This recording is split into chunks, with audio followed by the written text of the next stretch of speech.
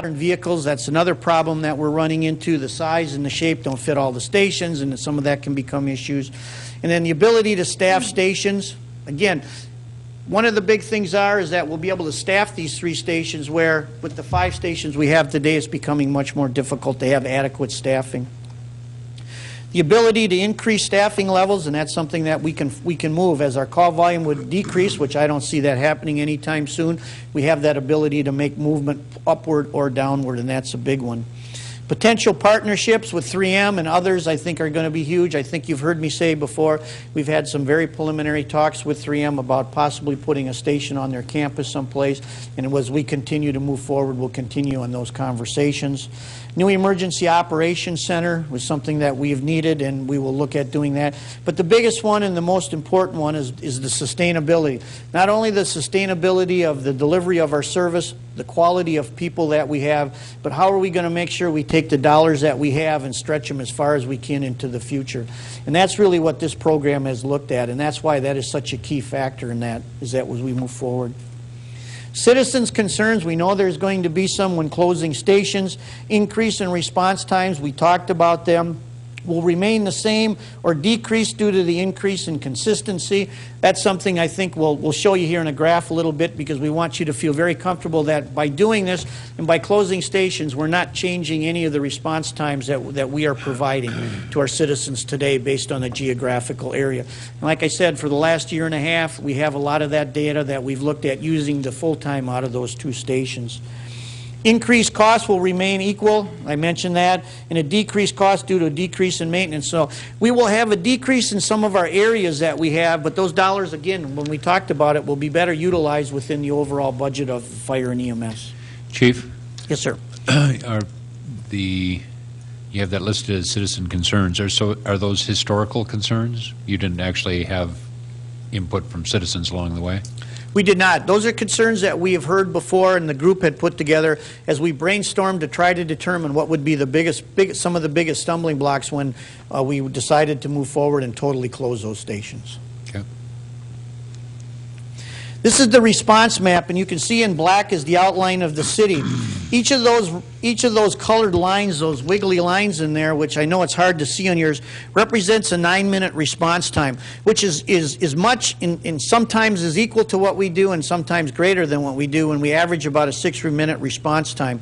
So what that does is you can see, we pretty much, from our existing stations that we have today, cover pretty much all of the city of Maplewood. The only spot we run into a little is that very, very far end down there, and as we realign the new Station 1 on that leg that's down there, it will be moved farther south towards that end, and that 9-minute will easily be over the top of the full city at that point.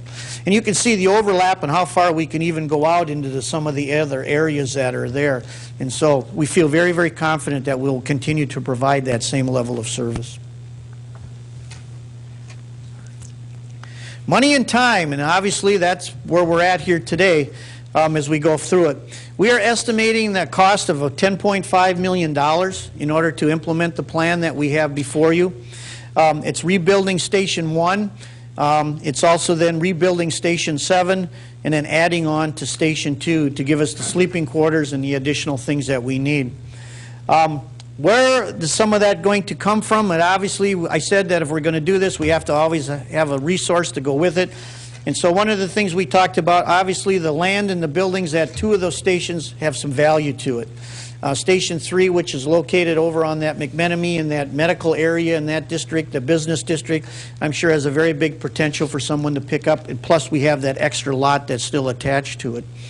Station 1 down there, obviously we've had some talk with some surrounding folks who might be interested in it, but we also have that building, that property, and the extra lot next to that as well that we would sell, because our proposal is not to rebuild back on that site, but to rebuild farther south in the leg that we have. So we have some gains there. Then obviously Station 4, we have the biggest station down there. We have that big chunk of land that would be something that would be available down there. I would just hope that we think maybe senior assisted living may not be the best thing. Maybe single family homes might be good, but whatever works, I guess, at some point. But Mr. Nephew has a question or comment.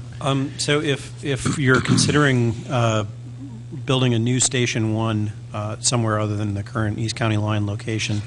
Have you, in looking at the potential sites, with the potential of there being a fire district type approach in the intermediate term, have you taken that into account? Or where are the response times from Woodbury departments, Oakdale, North St. Paul, et cetera? And is that something that's factoring in on where you're looking at for potential sites? Absolutely it did, and that was one of the reasons why earlier on we even had the discussions with Oakdale and such about a fire district as we move forward a little bit. And so as we strategically place these stations, this is part of our sustainability, and this was one of the things that we had put on the group that we have to do. These stations need to be put in positions that will be able to take us to that point in time where we consolidate or form a fire district. And so looking at where we want to put that somewhere within that 3M area, whether it's if it's not on there, whether it's on Minnehaha, or if we even take it and go just on the other side of 94 there, that is a prime area that we would set up to be able to cover a bigger district that we would have. Plus, it would be a newer size station where we can consolidate and be able to put more equipment in it and cover a larger areas as well. Same thing when we looked at Station 7. We have the property up there, that long chunk of property on County Road C that is owned by the city. That would be a station there that we could turn and make it a much larger, put more apparatus in it at some point in time. And if you looked at where, let's say, North St. Paul or Oakdale was located, these all fit into a well coverage area to keep us well within that 9-minute response time from any of our stations is something that we were looking at. So yes, those were huge considerations when we looked at this. And then, of course, the selling... Marv, Mr. Copeland has a question. If I remember correctly, East County Line, they used to service Maplewood and Oakdale, didn't it? Pardon me? East County Line, at one time, didn't that service both Maplewood and Oakdale? They did. That goes back before we formed we became a municipal department. East County Line did do the southern half of Oakdale for EMS and fire as well. They contracted to them. And then when we became a municipal, at that point, Oakdale took it back and they built a new station down off of, well, it's Harvester on our side, I don't know, 15th on the Oakdale side. They built a new station. So as that station is a 2-bay, and so as we look for bigger, and that where we would put ours would easily cover that as we move forward. So that was part of the look we looked at.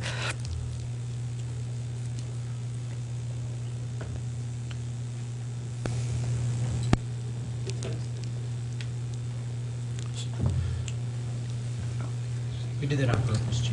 I know it. I know it. It certainly doesn't work to push those. That turns them off. I guess I waited too long before. Here it is. Okay. Just button work, Marv? The other part of the dollars I'd like to point out is the fact is obviously that's the land, there's grants. The federal government last year opened it up building grants for fire stations. It's part of the overall Department of Homeland Security grants on the fire side, and you have it for buying equipment, you have it for personnel through the SAFER grant, and now there's one that's been added to it for building fire stations and those types of things. So that's another money source that we would pursue and try to get dollars out of. Obviously, our levy is another one we took a look at. For those of you who were here, I think you remember that back in 2000, in order to build Station 2, we took a levy, and we're at about our 10th or 11th year of that. So as we move forward, we're hoping that maybe those dollars could be reallocated again through there and to help fund some of this. And of course, partnerships would be the other side of it. So we're really hoping that we can pull all of these resources together to make this work and to make it viable. We're hoping to have a financial plan done by the second quarter of 2011. We'll obviously work with our finance department, but we know how busy Gail is, but we want to make sure we try and pull this together and that we have our business plan as well as the financial side of it put together to bring to you. Our goal is to have it completed, and this may sound like a lofty one, but I think it's very important that we move forward and we need to do this, because obviously we're going to have to start putting more and more money into the existing facilities we have, and that's just going to be, in my personal opinion, money we're just throwing down the trash. And I think we need to make sure that we have a long-range plan in a short amount of time. Recommendations, I think I've said it, and that is close Station 3 and 4. Replace Station 1 with the new facility somewhere more in the middle of the leg. Rebuild, add on to Station 2 as we go forward. I will throw out one other caveat there, though, as we talked about it, knowing how new Station 2 is, but if the lines and the stars and everything aligned, Our best goal would be, I think you're well familiar of the parkland that's right off of Roselawn and 61. It used to be, for lack of a better word, we may all know it as Beer Can Hill up there, I think. It's the big one. You go on top of the hill. Obviously, the county is starting, their plan wasn't to use it as an open park area up in there any longer. Maybe there would be an opportunity for us to get that from the county and rebuild it, because that would be an ideal spot to put a new station, and it would really help us even improve our coverage area between 3 and 2's area. Something to look at, but we're well aware that Station 2 is only 11 years old, but just something to think about. And then, of course, replacing Station 7 at its current location. Like I mentioned, we have a lot of land there. We can turn the station and get some real value out of it. So, what now? Well, we need approval of the direction. We need finalized financial approach, and obviously taking it to you folks here tonight. We need to finish the operation plan, remodel the facilities, which we're getting quotes on as we speak, and then hire and train the paid part-time staff that we're doing. We do have some things we need to do through HR to move them from paid per call to part-time staff, which I think will be a big portion of it. The communication, and then finalize our plan, develop the financial plan, of course, and move forward. So that's where we are and what will be upcoming. Mr. Nephew has a question. Chief, on the difference between pay-per-call and the part-time status, will firefighters still have the pension benefits and things of that sort the way that they're set up right now for pay-per-call? Is it just a sort of a bookkeeping difference, or is there any difference relative to sort of the statutory category that pay-per-call firefighters fall into? Yeah, very, very good question. And the answer to it is that any of our existing paid-per-call firefighters we have today will remain the same with the Maplewood Relief Association. Any new folks that we take on from when we throw the switch on this will not become a part of the Maplewood Firefighter Relief Association, but our goal is to put them into police and fire para. With the program that's out there today, we can get them, and there's advantages to it. One of the big things is portable. Today, our average firefighter lasts maybe 2 to 4 years with us, and if they don't last 10 years, there's no pension for them. This way here, they can take their years of service with them and go elsewhere. Some of them may become full-time firefighters someplace, and they can take that with them. So the benefits that we provide to them, which is through the Maplewood Relief Association, by the dollars that we contribute, will remain, but our goal will be to move any new existing people off to a para-type program as we move forward. And so hopefully in time that shift will be in that the fiscal responsibility will be a savings to the city on the Relief Association side as people retire and so on and so forth as we move forward. The other side of that is that we're making them casual part-time so that we don't fall into a lot of the labor stuff, which we can do, and that is by the hours that they work. They can only work so many. There won't be overtime because they won't have to. So what we're really taking them from is going from that paid per call. Like last night we had a house fire. We were there 3 hours, and they made a grand total of $16 and some cents, to a point where we'll be paying them on an hourly basis. And so that in itself will be much better to each of them. The other side of it, too, is it's making it more equitable for all of our firefighters. I think you're well aware, as you saw by the schedules that we had for the call volume at the stations. Some stations do way more calls than others. And right now, when we say you need to do 25%, for one station, that can be a lot more calls than another station. So this brings in that portion of it. The biggest thing that it will do, is I believe, is that it will give them a time. Again, they only have to work 36 in a month or 108 in a quarter. It'll give them a better time to flex it. When are they available? I want to coach my son or my daughter's softball. Tuesday nights just is when it is. I just can't make calls that night. He won't have to schedule himself to work that night. So it's giving them more flexibility in their scheduling and when they need to respond and to be able to provide some of those things. So overall, I think it's going to be a much better opportunity for folks. And I'm hoping, and we strongly believe through the group, that we can hire more part-time people.